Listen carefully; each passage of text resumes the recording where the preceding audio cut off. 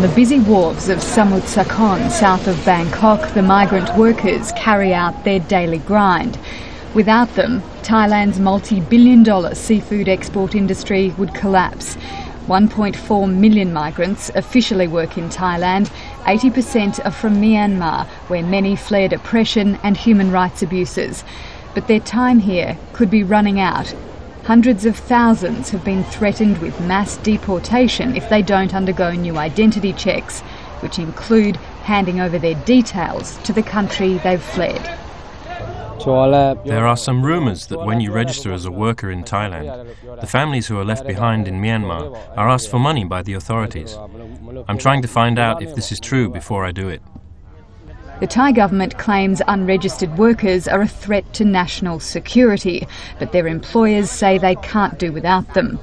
The Thai people will only work in factories or become vehicle drivers. Without the migrant workers, all our fishing boats would be finished.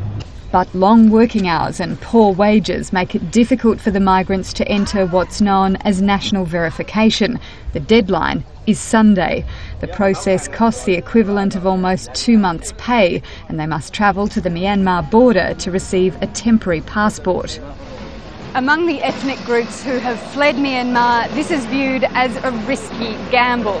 Rumours abound in markets like this and back streets that Myanmar's military will misuse the information gathered on migrant workers in the country's upcoming elections. Fewer than 200,000 migrant workers from Myanmar have begun registration, even though it guarantees them the same rights as Thai workers.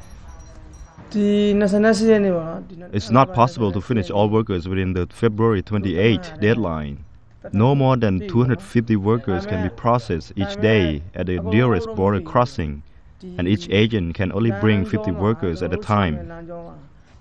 Thailand's Ministry of Labour is working to speed up the process, but a reprieve is unlikely. If they work without work permit also, we will charge both sides, the employers and the workers.